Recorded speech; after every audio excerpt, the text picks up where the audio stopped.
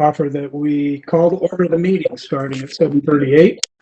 And I'm not sure, I don't know who all's on board. I think in the past we've had to identify regular members that were not in attendance. Can you help me with that? I can't tell who might or might not be here. Sure. So the attendees that I see are Arthur Schulte, regular member, John Ikeda, alternate, Mel Morgan, alternate, Mike Brennan, regular member, Patty Dillon, regular member, Richard Sanford, regular member, Richard Soa, regular member, and Kevin Price, regular member. So the only regular member we have absent is Brooke Shore, Commissioner Shore. Yes. Okay, so we are in the process of selecting officers or electing officers, and I will tell you what the process I think we should use to elect those officers. First, I'll call for nominations and do the chair first. When all the nominations have been made, I'll close the nominations, and then the member, if only one is made, then that member is considered elected to the position by unanimous consent. And if other or multiple nominations are made, the commission members are provided an opportunity to discuss the nominees. I'll ask the commission members to cast votes on the nominees in the order that they were nominated by roll call vote. Commission members may vote for only one nominee per office and may vote for themselves. And the first commission member receiving the majority vote is declared the chair. And as my understanding is, the majority vote will be 5. Is that correct, Lucy? A majority would be 4. 4, okay. Okay, so let's begin that process, and I'll open up the nominations for the chair of the Development Commission. Are there nominations? Mr. Chairman, this is Richard Sanford. I do have a nomination. Okay. But first, I'd like to acknowledge the role that Chairman Soa has played for us over the last, I don't know how many terms. I do know that Richard Soa has been our chairman since I've been a member of the commission. I think I can speak for all of us when I say that we've greatly appreciated the way he's led us through many, many meetings, including some challenging ones, especially some ones in which he got to play judge as well as chairman. And also that we've greatly appreciated his style, which has always been respectful and graciously inclusive. But I also feel it's time to give Richard a break, and therefore tonight I'd like to nominate Commissioner Brennan for chairman.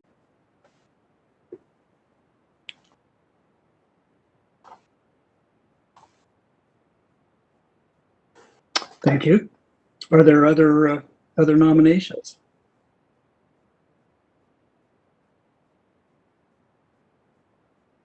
I do second Commissioner Brennan's nomination as well. And again, Commissioner Soa, thank you very much for all you've done.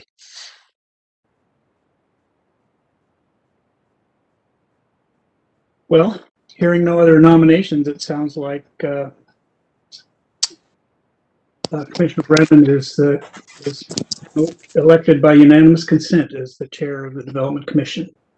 So I think now I can turn the meeting over to him and let him take care of the vice chair position.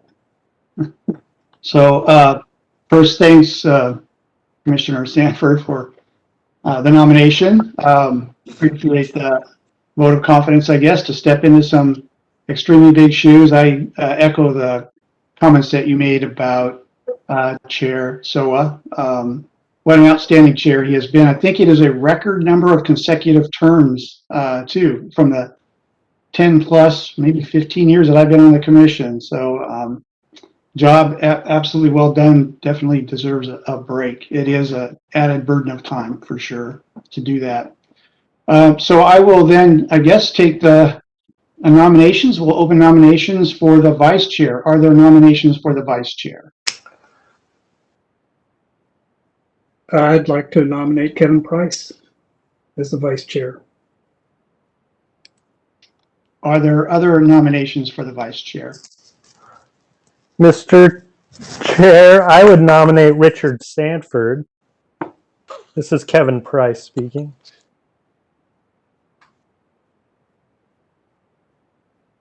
Are there other nominations for the vice chair?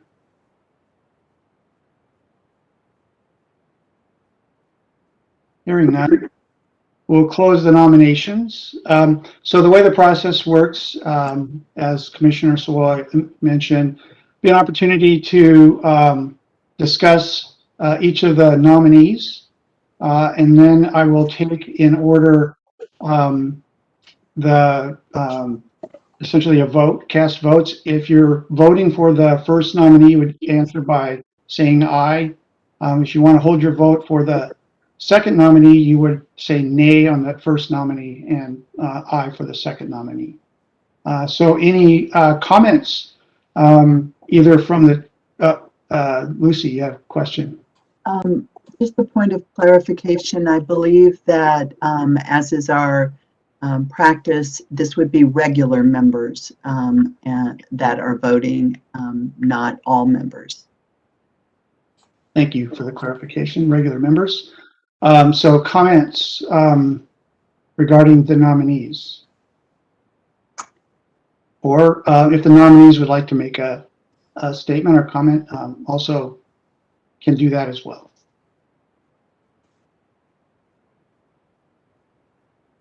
Well, this is Richard Sanford. And Kevin, I certainly appreciate the nomination. I do think that you have some seniority on the commission and a lot of experience in the architecture field. So I appreciate the nomination. However, at this point, I'm going to have to second your nomination, and I'm sure I'm going to vote for you in a matter of seconds. So that's all.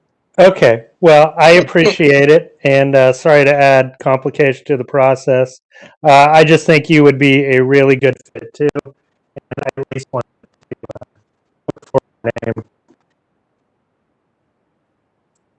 So Commissioner Price was breaking up there a little bit at the end, but I'm sure those were very positive comments about Commissioner Sanford. So that leaves us with a single nominee. So as a result of that, we have essentially unanimous consent that Commissioner Price is now the vice chair. So congratulations, Commissioner Price, and thank you, Commissioner Morgan, who served as he's an alternate now, but served as the vice chair for as many years, I believe, as Commissioner Sawa served as the chair, and standing in a few times, if I remember. Not many, but doing an outstanding job as serving as the chair when necessary for some of those meetings. So thanks, Commissioner Morgan. Outstanding job. Really appreciate your leadership as well. So on the agenda, then I believe we'll move on to the community conference. I'm a little rusty at this, so if I make procedural missteps, please, staff and or other commissioners, raise your hand and let me know. And this is also in a virtual environment, so a little bit new to everybody. So we'll have to work our way through this, including grappling with some technology challenges that we're having. So we have the community conference for the FERS at Talus Plat. There is the process that we go through for community conferences very quickly, which includes the presentation by staff.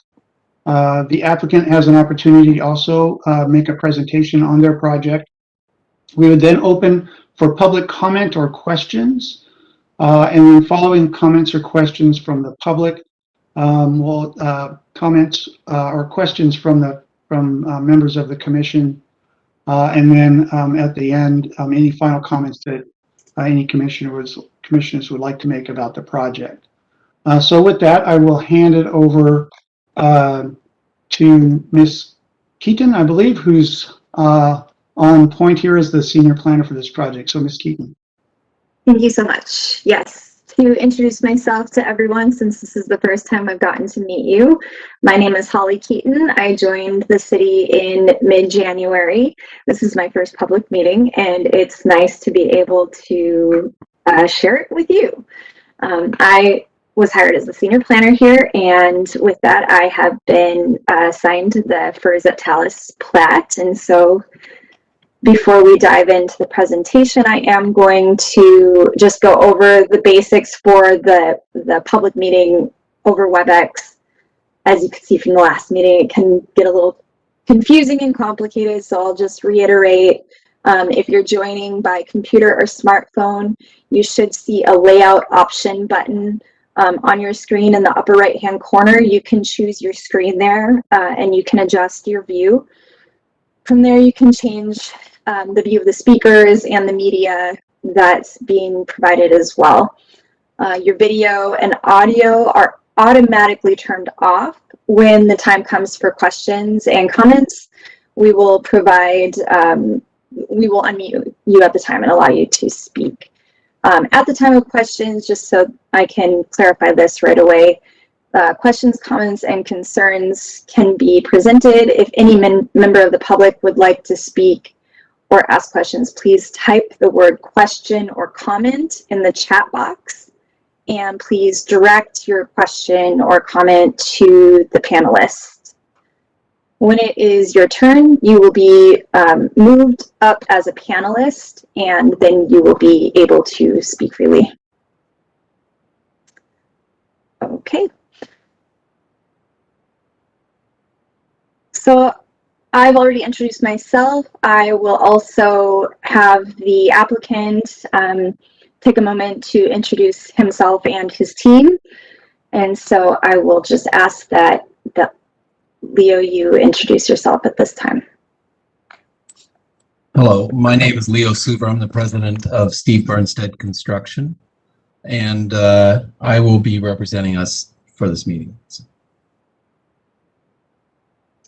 Okay. So I will give a quick presentation and then I will hand it over to Leo. And I hope that you can all see the first slide here. It should say Development Commission Community Conference, COM, that should be 21, I apologize, 00001, FERS at Talus 24 lot plat. Can everyone see that? Great, we're starting off on the right foot then. Okay, so let me just move on to the second slide here. I just want to discuss the purpose of a community conference. The purpose of a community conference is to ensure that the public is engaged early on in the process and provide kind of a big picture of the overall proposal, and hopefully work productively together to have a discussion and have a bit of back and forth, and so that the applicant as well as staff can receive feedback on the project and the proposal so far. So just to clarify, there are no decisions being made at this meeting. It's simply just to get the information out there and get the community engaged, as well as the Development Commission. Here you see the site overview in the red box. That is the site that we're talking about. That will be the FERS at Talus parcel. And around that, you can see to the north, we have single family residential. The zone is single family suburban there. Directly to the west, there is a vacant tract that is zoned community facilities open space. And just beyond that open space is Talus 5 single family homes within the same zoning as the subject site of tonight's proposal. And to the south is a city stormwater detention facility, and the zoning there is community facilities facility. To the east is SR 900, Renton Issaquah Road, southeast. And on the east side of SR 900 is single family estate zoning. To give you a quick background of the history of how this project has come to be, it started out, actually it started out years ago with an interest in doing a plat on this property. At that time, I believe the property owner's name was Emmerich. You may remember that name. And also to add a little bit of clarity, the name Emmerich has been included in the Talus replacement regulations and the Issaquah Municipal Code, Chapter 1819C, as one of the vested projects that was to continue to move forward. So in April, we received an application for pre-application meeting with the applicant. At that time, the city walked through the concepts that Leo and his team were bringing up. And in February, there was a neighborhood meeting that went over the preliminary details of the project. And the meeting, the application was deemed complete in mid-April, and shortly after that, the applicant requested the community conference. Okay, so the current slide that you see up gives a little bit of detail on critical areas. The red layers are steep slopes. The pink line is a stream. And unfortunately, on this view, we do not have wetland layers available to us, but there is a wetland that is near to Renton Issaquah Road at the southern portion. And then there is another that moves slightly more central into the parcel. And then there's another one that is closer to the upland Talus development site. And I'll have Leo go into that a little bit more when he does his presentation.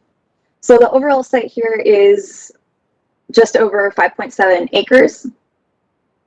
The frontage along SR 900 is about 300 feet. And the proposal is to provide 24 lots for single-family attached and detached homes. So here's another view we can see of the wetlands. I've tried to call them out there for you in red so you can see there is a larger one over kind of in the southeastern corner and another one up in the upland Talus development area right next to the stream.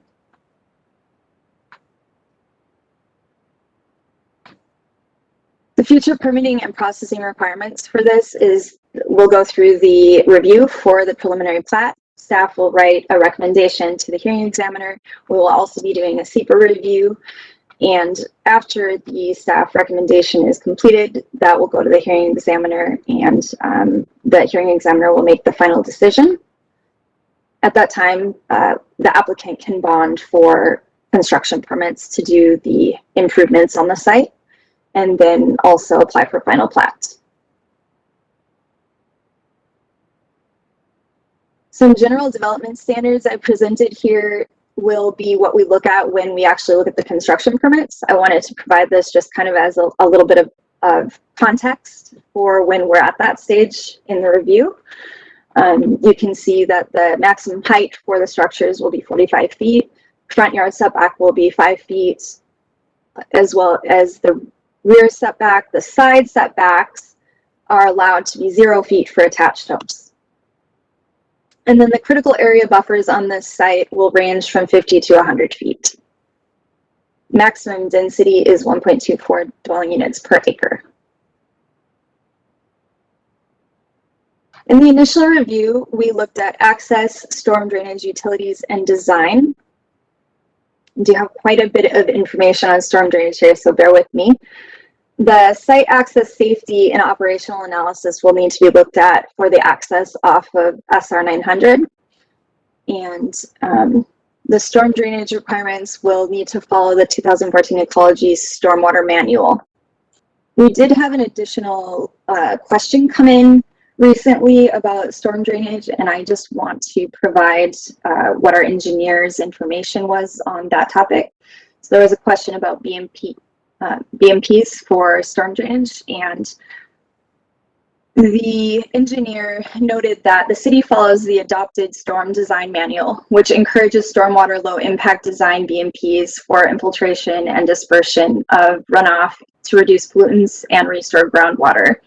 The general feasibility of storm BMPs is reviewed under the preliminary plat based on site conditions. Specific storm BMPs will be identified and reviewed later under the construction permits. Infiltration and dispersion rely heavily on site specifics. Under the preliminary plat, the city requires that applicant of proposed new development to provide a geotechnical soils report, including an analysis on the feasibility of infiltration. The preliminary geotech report submitted by the applicant evaluates stormwater infiltration as likely infeasible due to the significant percentage of finds silt in the soil with low permeability. Dispersion of stormwater runoff must also be considered by the applicant since it is not dependent on the soil type. Dispersion relies on low site slopes and adequate vegetated area for runoff to disperse. This may be difficult due to steep on-site slopes, the minimal vegetated areas outside of the critical area, and their associated buffers. So as city staff continues to review the preliminary plat design, we will encourage the applicant to investigate opportunities for infiltration and dispersion of stormwater runoff where it's feasible. And then utilities, sewer, and water connections have been proposed on site. The developer will make extensions to the public water and sewer system, and the extensions will be owned and maintained by the city of Issaquah. In terms of design, the plat, we're looking at the layout and the common spaces and landscaping mitigation and aspects such as that. Building design will not be reviewed until construction permit phase. Current design review is assessing simply the site design.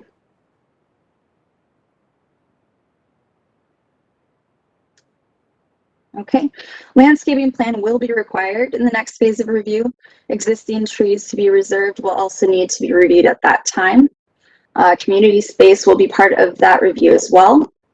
The project is proposing 24 new units, which will require about 6,000 square feet of shared park space.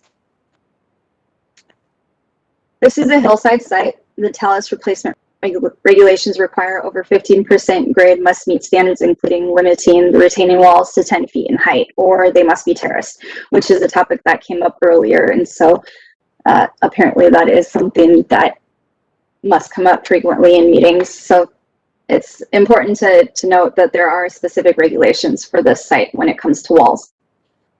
Tree preservation will also be reviewed in the next phase of the project. The subdivision must retain a minimum of 30% of total caliber of all significant trees in developable site areas as outlined in IMC 18.12.1385A. All right, and the review process and next steps. The applicant has requested that the preliminary plat be reviewed for the 5.7 acre parcel, and the proposal is for 24 lots. Once all staff members have completed their reviews, city staff will draft the staff report as mentioned earlier and set the date for the hearing examiner, who will then make the decision. The hearing examiner will hold a public hearing on the proposal, and the city community members and city staff are welcome to join in that meeting. Should anyone who is taking part in this meeting wish to be part of that notification list, please let me know if you're not already part of the parties of record or live within 300 feet of the site. My email is hollyk, HOLLYK @issaquah.gov.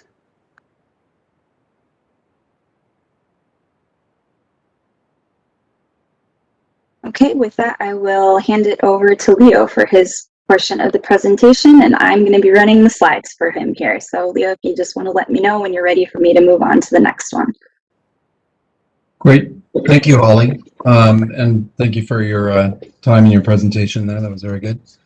I will try to go through things here and then stop for questions at the end of our presentation here. But as Holly said, we plan to build townhomes on this site, and the reasoning for that has to do with the density and the topography of the site.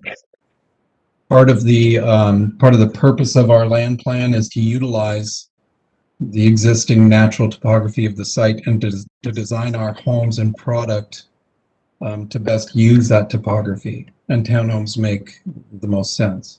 We're proposing 24 townhomes on the site, utilizing approximately 25% of the net site area for the actual development. We're proposing 1.43 acres of development area. The site is 5.37, so about 25%. In this first slide, we can see an overview of the site. A question came up in the earlier meeting about the proximity of the existing homes in Talus to where our closest proposed building will be. And on a future slide, you'll see our site plan there. But just as a quick, unofficial measurement, I'm suggesting it's going to be at least 250 feet between our closest element and the large retaining wall at the bottom of the portion of Talus that we back up to.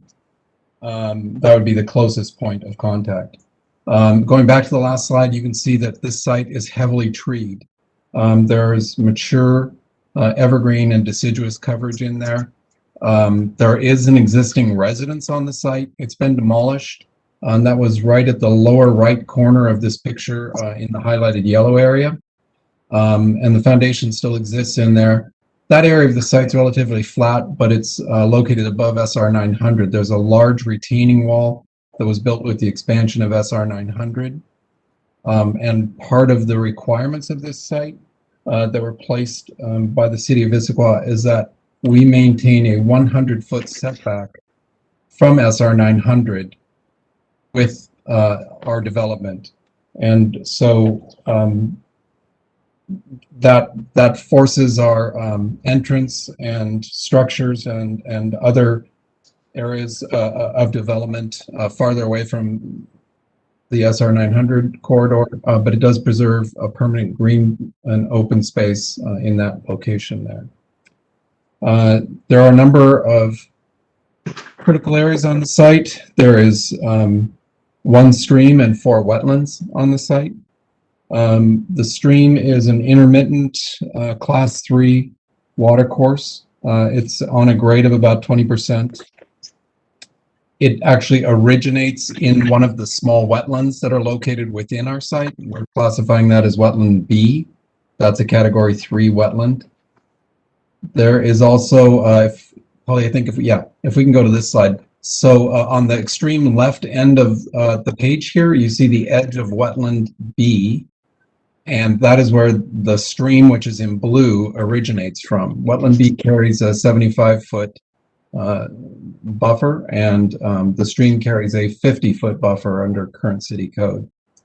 If you look at the large green space at the middle of the page there, that is our Wetland A. Wetland A is a category 3 wetland. It carries a 75-foot buffer under current city code. We had originally envisioned, when we had met with staff over a year ago, that the city would have adopted by now the Department of Ecology recommendations. This is a lower grade wetland with a low habitat score, and therefore we assumed that it would have a lower buffer, which is what this drawing depicts. In reality, the current city code requires a 75-foot buffer, so some adjustments would need to be made to this land plan in order to accommodate that. And it's also possible that we would require a variance in order to enter the site, because with the 100-foot setback from SR 900 and a 75-foot setback from Wetland A, it effectively negates our ability to enter in the site on an existing access easement that's located directly south of this property. Wetland D is not visible in this page. It is at the bottom of our entrance to SR 900. It's located on Talus management property. It's not a part of this site, but it is identified as a wetland. And the access road, which is paved on our site, effectively becomes our boundary on the southern edge of our access road. There's one more wetland. It's very small. It's Wetland C. It's not visible in this view. It's to the left of the small Wetland B that we see. And it really, with its buffer, it doesn't have any impact on our proposed development, but it is identified and mapped on the larger page. Holly, I'm not sure. I can't remember what our next slide is. I'm trying to see. Oh, all right. See, we're on our preliminary grading. We have a tree retention. I think the tree retention plan shows the area. It doesn't quite, we didn't map every tree on the property because it's so heavily vegetated and so much of it is well outside of our proposed developable area. We did map everything that's close to our site and identified that for retention. We also are showing the trees that we will be removing right now. Out of our net developable area, we're proposing to remove 20.21 or to retain 21% of the trees within our developable area on this property. And the majority of those retained trees will be along SR 900.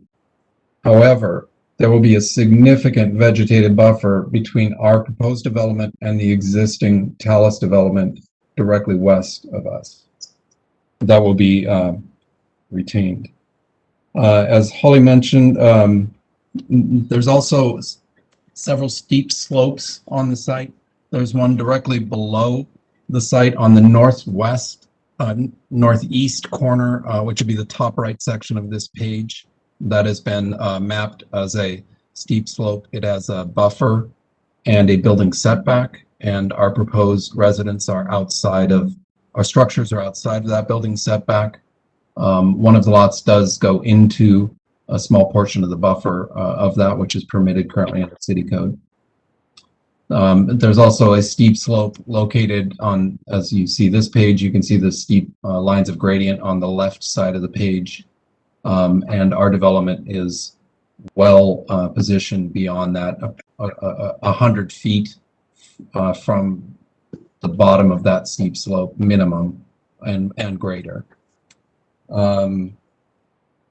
The access to the site will be off of State Route 900. There is an existing driveway that currently accesses down to State Route 900. It's paved, there's a gate, and we intend to take that same access point and improve that to city road standards. It's possible that we may propose a VUNERF as part of our continuing work with staff on this project. That would provide a smaller paved area and less impervious surface on the site. And it would be, it would help to reduce our impacts and requirements for a variance into the wetland buffer. For utilities, we'll be bringing sewer directly up from SR 900, and water we propose to bring down from Talus through an easement through our property. The interior roadways, as we've presented, show a sidewalk on one side, and it's a modified street standard that we would be requesting from staff. However, a VUNERF is permitted in this area of the city, and that is a possible option for us to consider as well as we continue through the preliminary plat process. For parking, I know that's, as a builder in Talus, I've built several hundred homes in the Talus community. I've done the bridges of Talus and Hawks Ridge, and we've done another project below Hawks Ridge. We are proposing 2 parking spaces for each residence that would be in a garage. So every residence would have a 2-car garage. We're also proposing an additional 12 guest parking places, and we've spaced them throughout the site for access to various buildings. And that's an important feature of the community. We are proposing a large open space at the bottom of our site, which is going to be adjacent to SR 900 in the 100-foot setback area. That's relatively flat.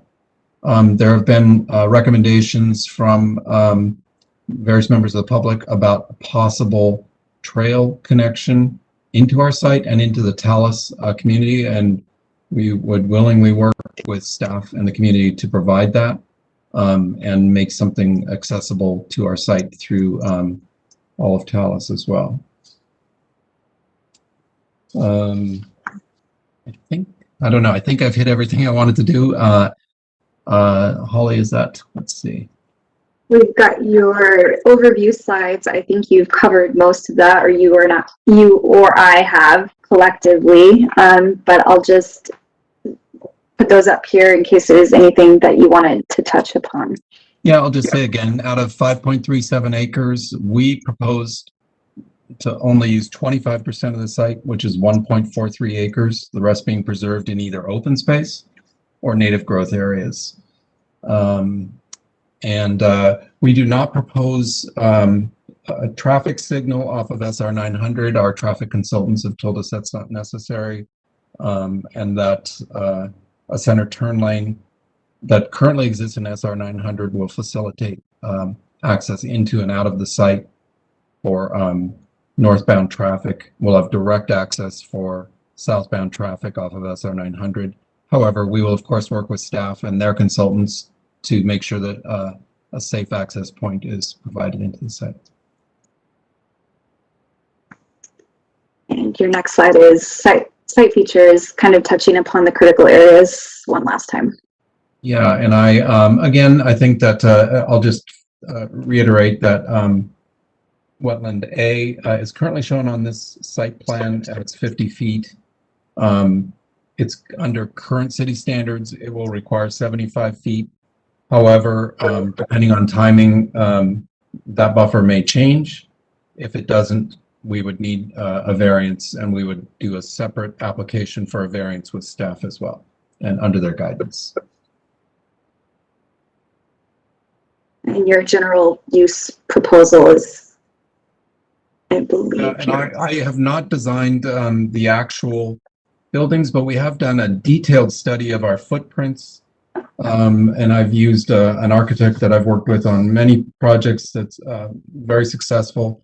And if any of you have ever been in the bridges of Talus, you'll know that there's a significant amount of slope on that site. We designed our buildings and our structures in there to utilize the topography of the site, and we will continue to do that in this project as well. And grouping buildings together will lessen their overall impact. It does provide us with what I hope would be a more affordable housing option for residents of Issaquah. We have not done actual scale building plans, rather just a footprint study. We expect our homes to be approximately 2,000 square feet, 3-bedroom, 2-bathroom. That's our goal in mind right now. Okay, and if you just want to touch upon the storm, as that was a comment that was brought up before the meeting, I think this would probably be the time to do that. Thank you, Ollie. Yes, that's a great question. So we always, in our analysis, we're always looking for other alternatives to retain our stormwater on site. This site, because of its topography, because of the soil classification, we are unable to do that. And so in this instance, we have designed 2 vaults on the site, one right at the entrance as you come off of SR 900 that would be under the roadway, and another just as you enter the site that would also be used as a place for additional guest parking. And those are designed to detain all the impervious surface runoff that will be generated from this site. They will be treated for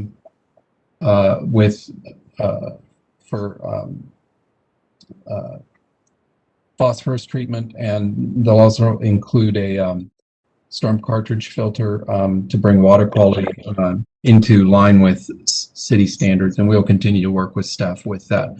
On-site BMPs that were mentioned or questioned by someone previously are not an option for us on this site. Okay, and thank you, Leah, for your presentation. With that, I will let us open the floor to comments and questions.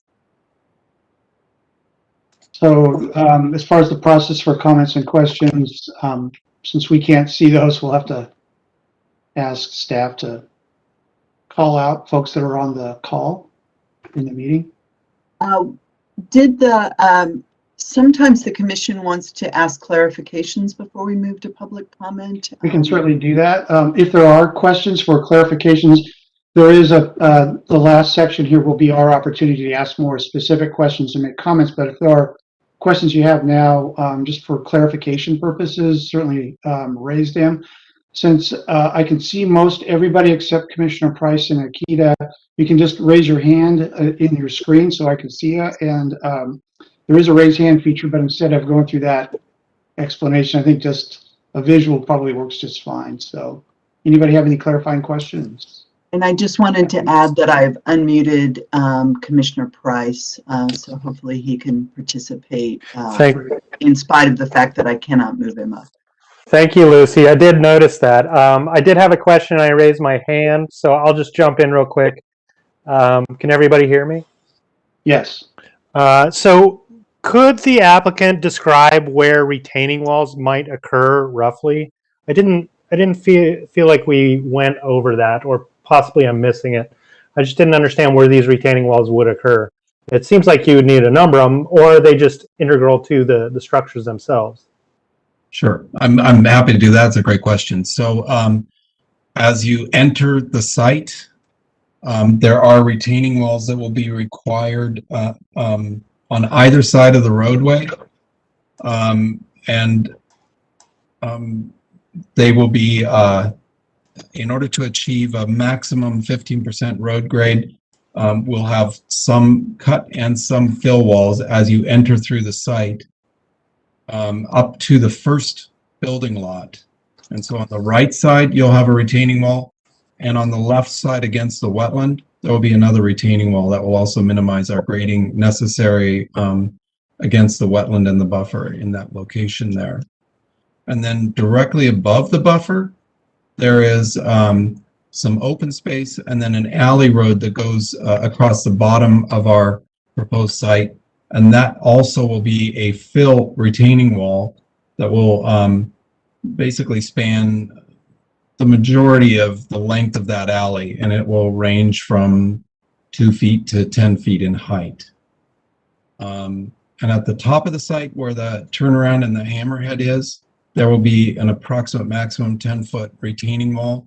That also will serve to limit any impacts to the surrounding buffer area by doing more of a vertical cut retaining wall in that location there.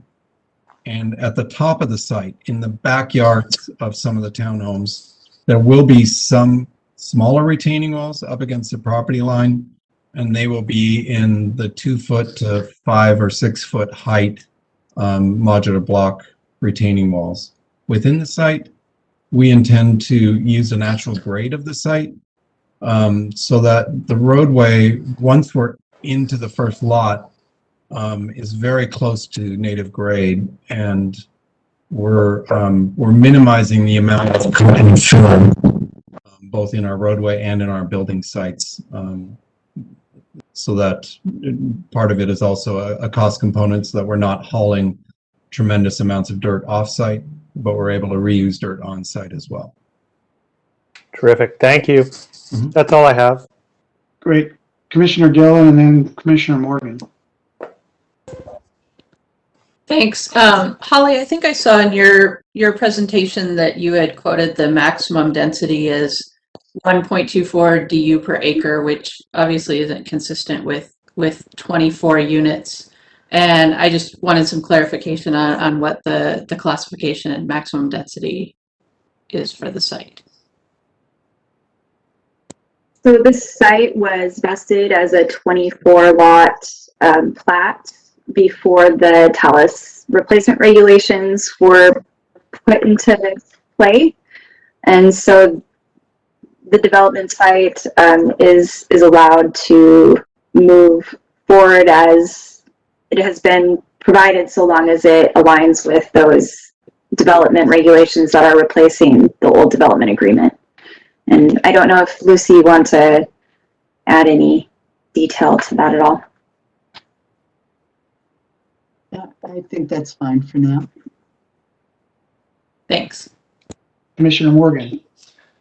Thank you. The On the retaining walls, maybe I missed it, but the geotechnical report mentioned retaining walls up to 18 feet tall.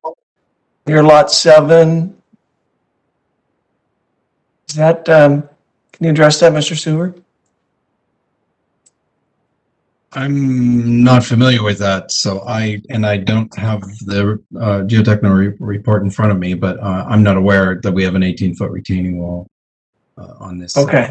It was in the neighborhood meeting materials, and the ABP geotech report mentioned that on page 3 of their report. So, okay, but your understanding, there's no retaining walls over 10 feet then? No, that's correct. Yeah. Right. Thank you.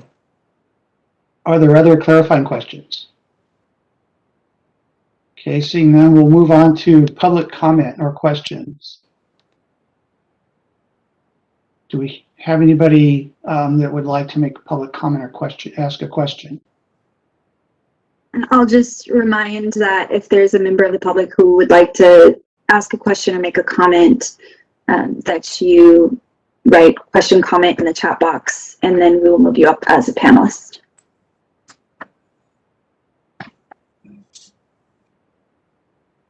David Kapler has identified that he has questions and he's been moved up and unmuted. Go ahead, Mr. Kapler. Great, thank you. I'm glad I got spotted there. The map that's in front of you right now, I think it does show at the very middle south end the higher retaining walls. The elevations show, it shows the elevation in front of the wall and the elevation on top of the wall. And I believe that's where the 18-foot for a little section in there is where that number came from. I think earlier the comments on density, I think a decimal point got moved wrong. I think it was said as 2.4 and it should have been 24 or something like that. That's where that confusion came from. It's kind of interesting with that 100-foot setback, which actually kind of pushes it into more trees and makes some of the site a little more difficult with grade, but it makes the site a lot quieter and a lot less visible to the public. So I think it kind of gets back in there, and it's definitely a better place to live. In terms of separation from Talus, there's significant horizontal, but also significant vertical separation between the two communities. But the need for a trail, I think, is really important to connect those, and that's going to take a lot of field work. They don't own the property to connect up there. The property that's below the existing Talus trail belongs to the homeowner association. So that the location of that trail would have to be worked out with the HOA. But I believe the HOA is supportive of connecting the community together, and I certainly am as well. I've been thinking about, I guess my long time as a teacher, thinking about school buses and the center lane and all of that down there. It's going to just have to be well thought of where the driveway comes out to 900. Another complication, there is no sidewalk on the other side of 900. On the west side, it's very wide, but it also kind of becomes a bikeway. So in a sense, this driveway is crossing where you could have bikes, and that's just going to take some signage and make sure the visibility is really clear on that entryway there. So I know they're going to widen it up to from where it is now, and that should help to make it work better and safer. I've made a pitch for some of the mitigation for the tree loss, that some of these trees could end up being donated to the state park to be used in the mitigation project that Mountain Sound Greenway is doing, where they need large woody debris in the state park to get the creek in better shape over there. So I'm just encouraging people, the park department, the city, the developer, and other interested citizens, especially the residents above, to work together on figuring out the trail system that would work, and come up with something that works as a benefit to everybody and is not a big environmental impact, and is over the long term is built correctly, so it's not a long-term maintenance nightmare, and it's just done right at the start, and then it'll be a great trail and well used, I believe. Thank you. That's it. Thank you, Mr. Staffer. Are there other members of the public that would like to speak? At this time, I'm not seeing any. Oh, wait. Yes, just a moment. Connie Marsh, I have moved you to be a panelist and you are unmuted. It must be hard to see. Okay, so maybe I'll start with Dave because he just spoke. So Dave keeps saying the trees moving over, which I agree with, to the project for Mountains to Sound Greenway could be considered mitigation. I don't agree that they are mitigation, but I do think that it is goodwill. And sometimes goodwill is an amazing thing in a community, especially when you're building right next to Talus and they might get cranky and you're building on SR 900 and you could be causing some road disturbances that are going to piss people off. So I don't think goodwill can be underestimated, but I do refute the concept of mitigation. Sorry, Dave. So the forested buffer that is required was the original 100-foot view buffer for Talus, and that was carried forward in the new standards. So, is that considered a developable area? I would say no. So when you don't consider that a developable area, your tree retention sounds low because that's where your trees are. And so then when you say we have a flat space down there that we could use as the sort of community public area that's required, that doesn't seem particularly functional because it's a long ways away from where these people would be living. So I don't see a place where people can easily get to have to do something. Now your Woonerf, maybe, but it does seem like you need some sort of recreational space or something there for people who don't want to take a hike to the bottom of the hill and then suffer the SR 900 noise, because it's not particularly pleasant by SR 900. So a cut and fill map. I didn't see a cut and fill map, and so I'm looking at all this grade change, and I did hear you say something about we are trying to reduce the amount of cut and fill, or the cutting, movement of dirt, I'll say that. But I don't see quantification. So then I start thinking about trucking, and then I start thinking about SR 900, and then I start thinking about staging. So I would like to see a little more information on how that is going to work out, because we've had a lot of problems in Issaquah with just the movement of dirt, especially on a big road like SR 900, where it's going to be hard to get in and out. So now let's talk about getting in and out on SR 900. There are times of the day where you simply will not be able to turn left. You won't be able to get to that lane. That is just life in non-COVID. Okay, we're assuming non-COVID. So I think you need to make a plan where you are going to be able to figure out how you can turn around if you can have a right turn only. Because I think that's reality. people are often just, or the scared driver, right? My mother, my sister would never try to take a left on SR 900. So what do they do if they turn right? Do they go down to Talus and then weave their way through the school district building? How is it that you can get them to make an elegant left without fearing death? And I think you really have to consider that, because a lot of people might not buy if they're chicken drivers, right? So then I'm going to move to retaining wall maintenance. Is this a private road? Is this a public road? Who is maintaining the road and the retaining walls? Because retaining walls take maintenance, otherwise they fall, right? Because you have to keep them unplugged and ready to go, and they actually cost the homeowners association money.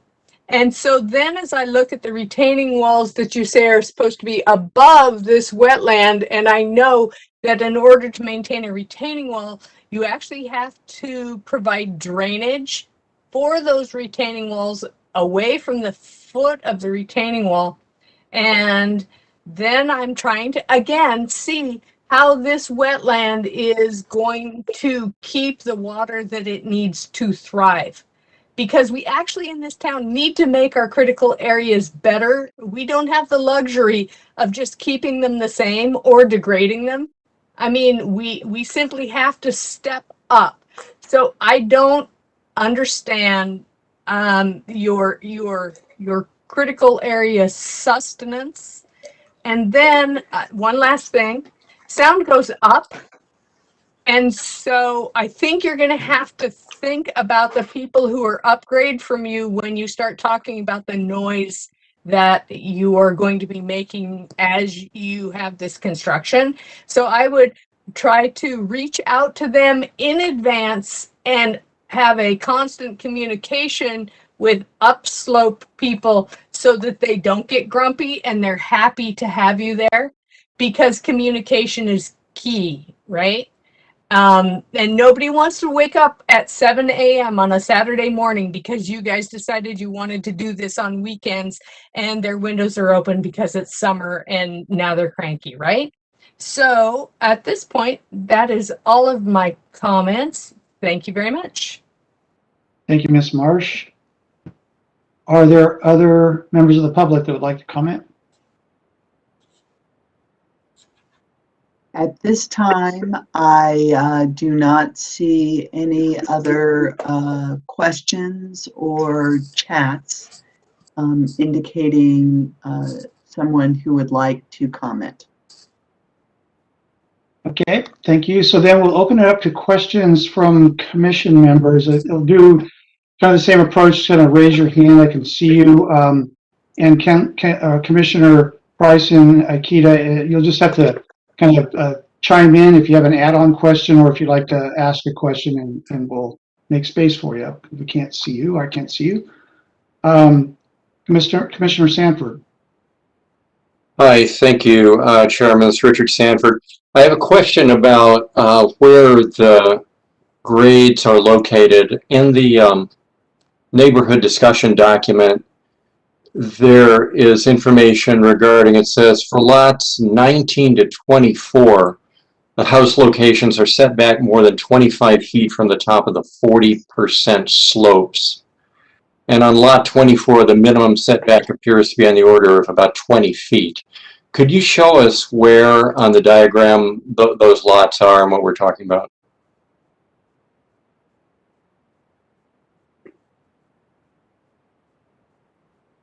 Sorry. Lot 24 is the first lot that comes up on your right as you're driving into the site. And lot 23 is directly above it, lot 22, lot 21, lot 20. That's how it's lined up there. So lot 24 is your first lot as you come up. That's designed as a wider, more shallow, single detached home currently. Okay, and so that's the 40% grade directly behind those lots, is that right, to the right? There's a building setback line, and that's the, if you look at the footprint of the home is outside of the building setback line. And then the edge of the steep slope buffer is the second line at the back edge of the property. Okay. And the other steep slopes, I think that you indicated before on the lower right part of that diagram, are those 40% slopes as well? Not at the lower right, at the upper right portion of the site is where I'm sorry, I guess this is lower left on this diagram. Yes, lower left. Those slopes are above us. On the left side of the creek, as we're looking at this plan, that's where Right. the other location of steep slopes are. Okay. And it indicates there are 25% slopes within the buildable area, is that right?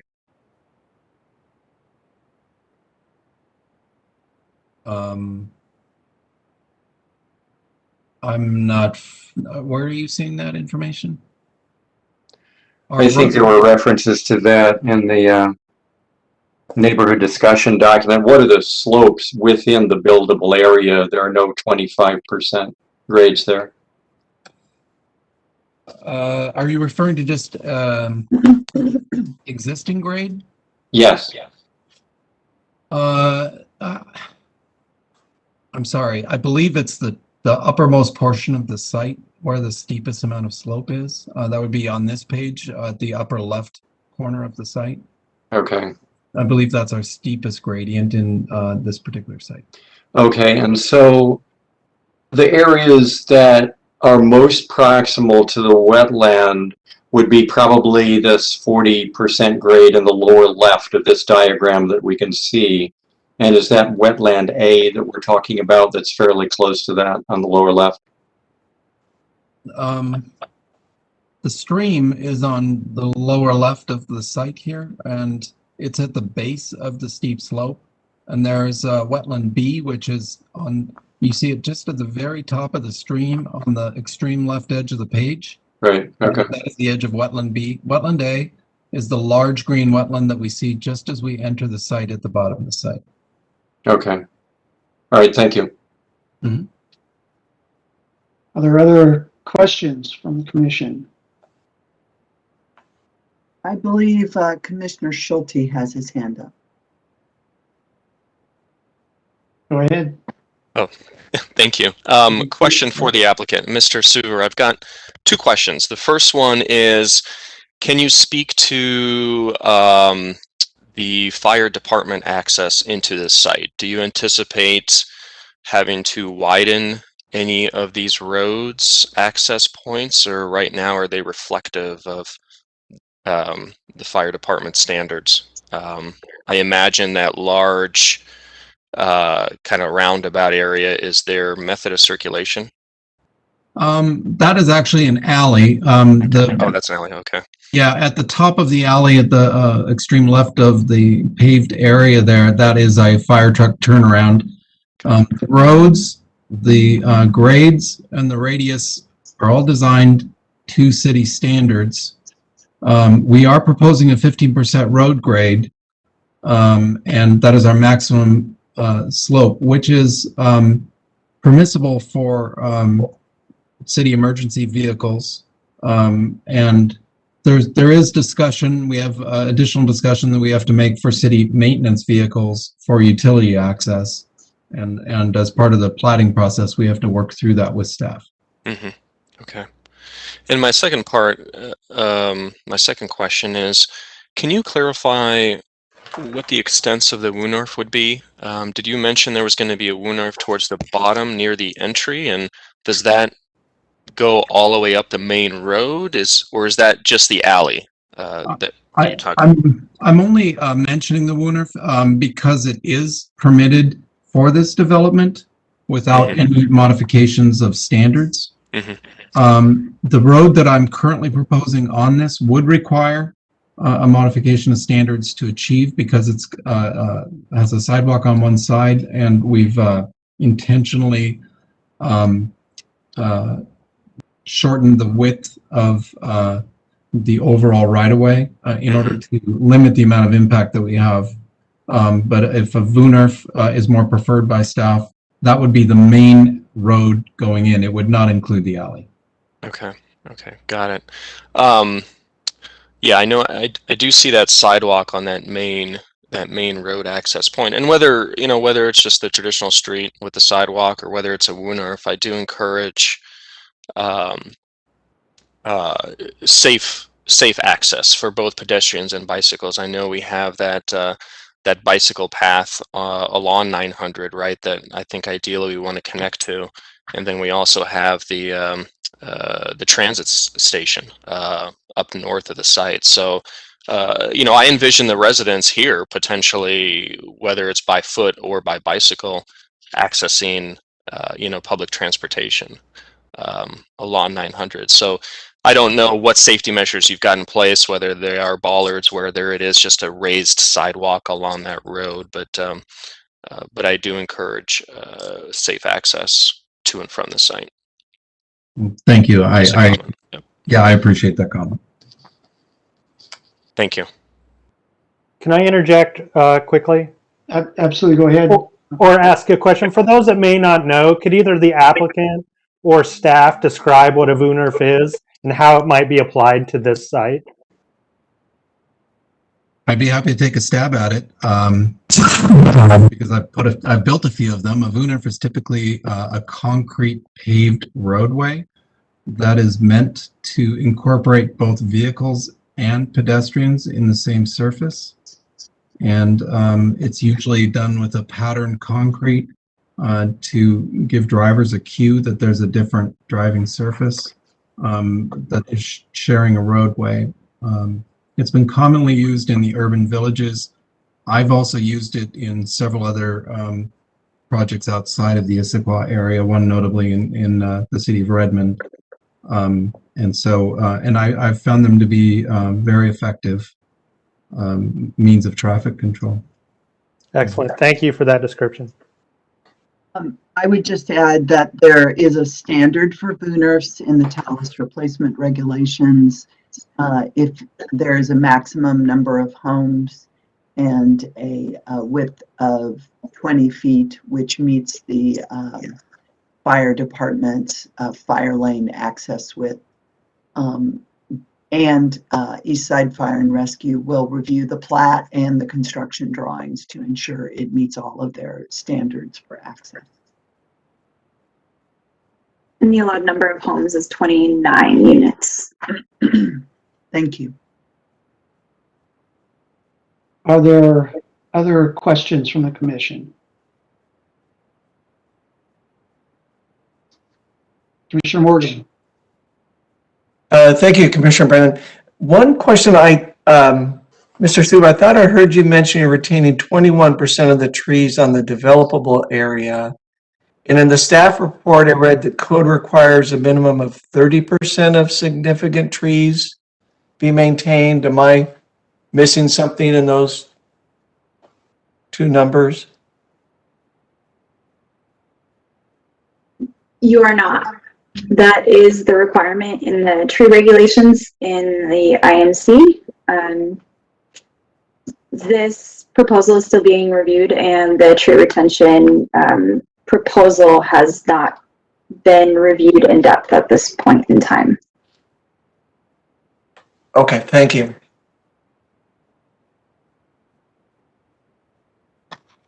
Yeah, Commissioner Sanford. Question to pick up on Commissioner Morgan's his last question. Does one of those refer to total number of trees in the developable area? In other words, that 17%, and the other to caliper of significant trees in the buildable area? Are they kind of two different numbers? I believe that is correct, and we will address that in our written comments and follow up.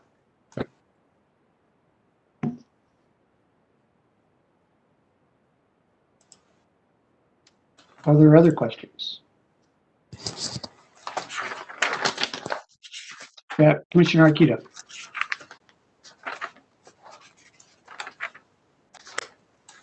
Hi, I do have a question getting back to Commissioner Morgan's discussion on retaining walls. At the toe of the cut on the steep slopes, yeah, there's discussion about having retaining walls. Are the retaining walls drained, and then where will they be daylighted at? All of the retaining walls will be installed with a drainage system, and because all of our drains, all of our detention is located well downhill of all of the proposed retaining walls, we'll be able to capture and collect and detain any groundwater that comes through those, either through the primary detention vault or the secondary vault located closer down to the bottom of the hill. And then they'll be hard piped from the retaining wall to the storm drain system then?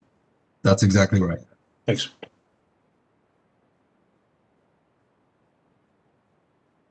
Other questions?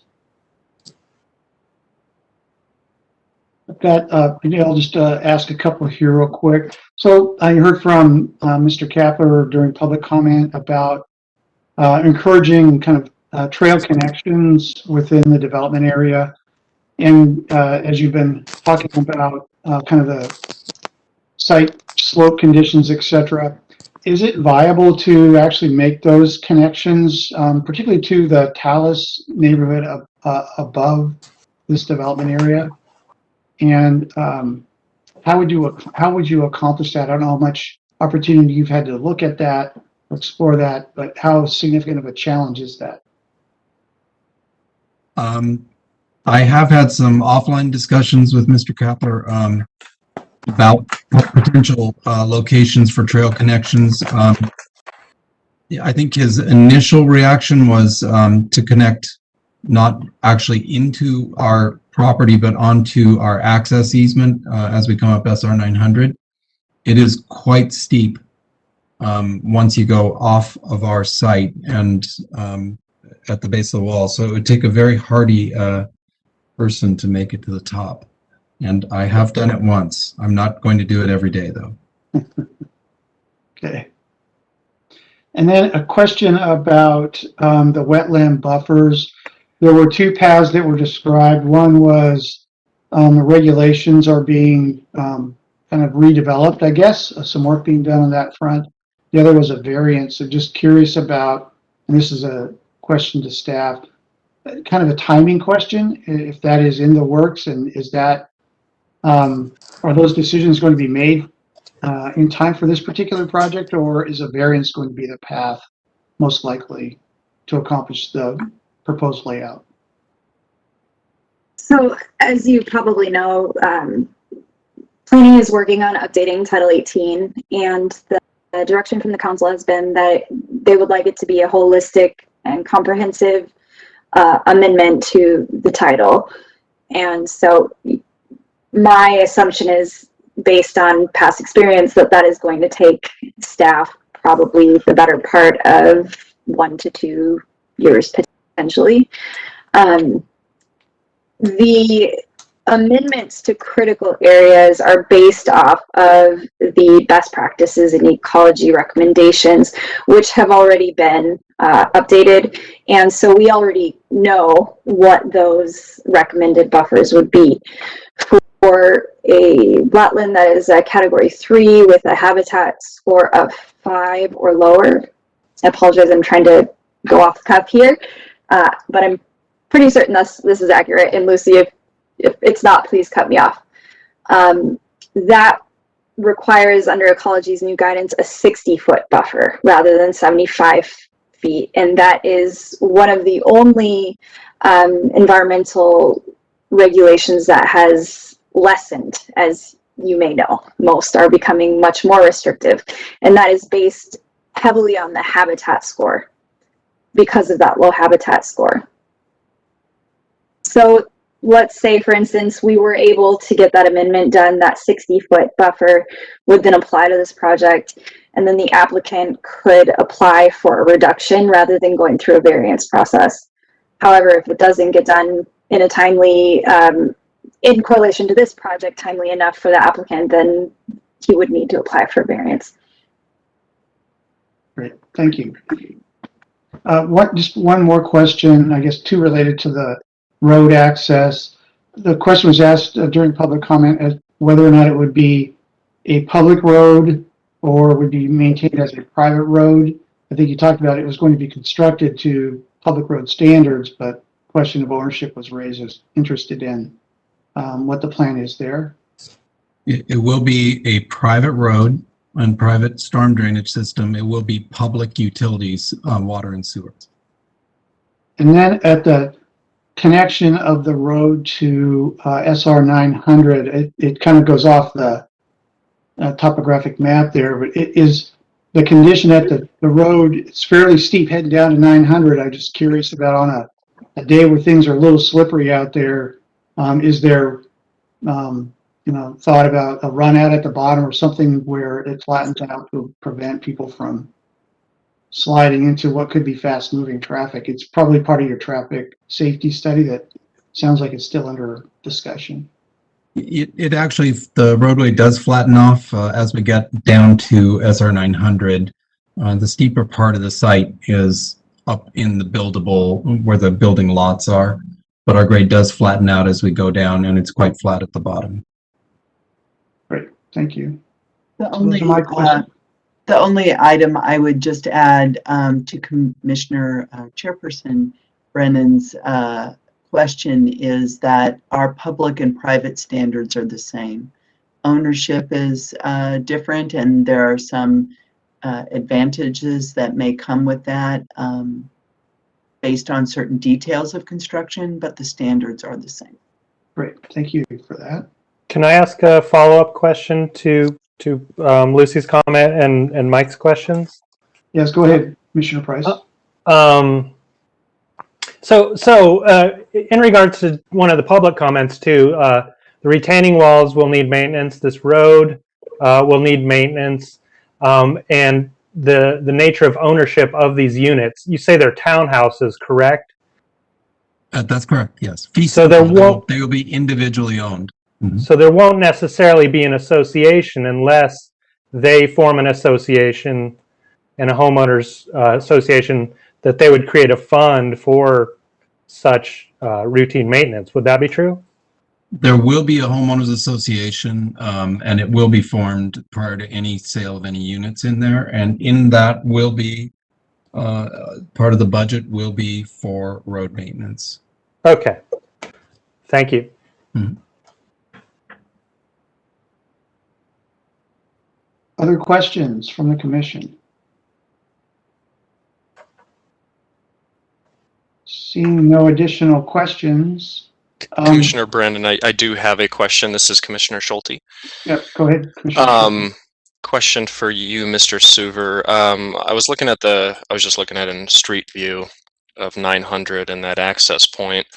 Has there been a review done in terms of sight triangles as you reach the bottom of that road? Because there is a retaining wall traveling north, as you're looking left. So, if you wanted to turn right or left, I don't know if there's potentially conflict of having to pull further out towards the street before seeing the approaching traffic from the left side. The retaining wall starts out fairly short, but it does grow in height. So I don't know in terms of sight whether you had an opportunity to visit that specific spot and see what that approach looks like. Site distance is a requirement of our review and process with the city, and that is something that will be addressed with our consultants and engineers. Okay. Thank you. Other questions for the applicant or for staff? Seeing none, I want to also just create an opportunity if anybody has any just general comments, observations that they would like to share, just raise your hand and I'll call on you for those.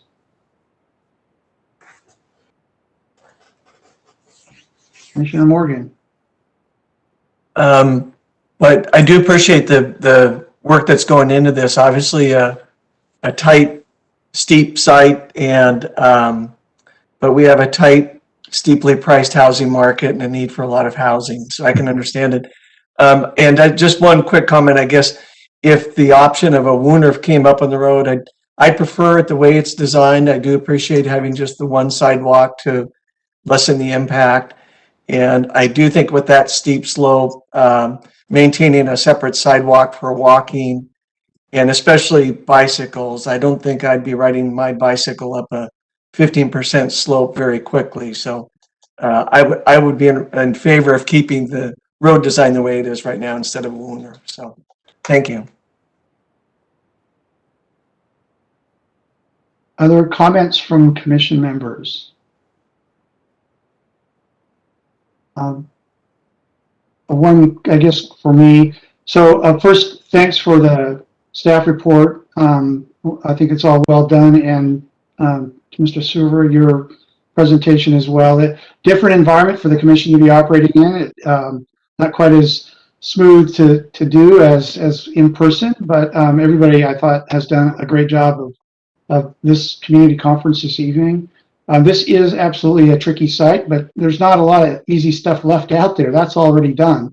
So we are left with what are environmentally challenging, topographically challenging, and just access challenged properties. So I appreciate that. So it absolutely creates some need for creativity and good engineering as well. So obviously more work to be done on that front. It is kind of pushing the boundaries in a couple of areas as far as the regulations, it sounds like, but there's always, creative ways to work with property to try to make it fit. So appreciate the efforts so far. So with that, I believe we will close this community conference. And we have one other item of business. I think that's just our calendar. So what's coming up, I guess, Lucy, for the Development Commission. What do you have in store for us? So I'm doing this from memory. I don't have the calendar in front of me, but there are 2 site development permits that have been submitted, which we anticipate coming to the commission. There is the master site plan and site development permit for the Providence Heights Providence Heights High School and Elementary School, which will come to the commission for a recommendation. The site development permits will come for a decision. And then we are also working on our schedule and public engagement program for Title 18. That's going to be presented to the Planning Policy Commission next Thursday night, May 27th. There are many topics that we are interested in Development Commission weighing in on. I will do my best to share that packet, the Planning Policy Commission packet, with the Development Commission so that you can see and potentially comment on the topics that are going to various commissions at this time. Planning Policy Commission must hold a hearing on all of them. Other commissions that we are going to, and boards that we will engage with are, along with the Development Commission, the Environmental Board, and the Parks Board. Wow. So no shortage of things to do. Doing a major update of the land use code is it's a big body of work. So good luck when absolutely we'll weigh in on the way through that. And then one more thing that I think I probably should have called out at the beginning. We have a regular member, Commissioner Dillon, and an alternate with us this evening, Commissioner Akita. So welcome in your roles with the commission. Great to have you here tonight. And I guess one more final shout out for Commissioner Issaquah and Morgan for your many years, I can say, of service as the chair and the vice chair. Thanks a lot. Absolutely appreciate that. This is a lot harder than it looks, especially in a virtual environment. So, but anyway, looking forward to our next meeting. And with that, I will, one more item.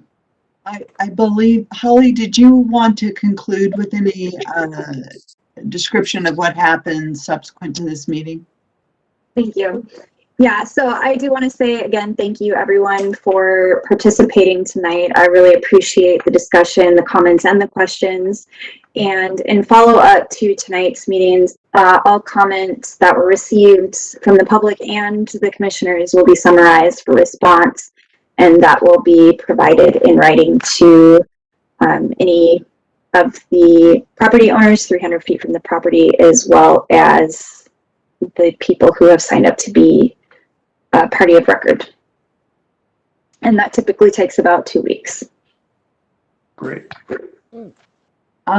Chairperson Brennan, I also noticed that Director Dollywall, our CPD director, has raised her hand, and I've moved her up to a panelist. I think she may have some additional comments that she would like to share. Great. Welcome.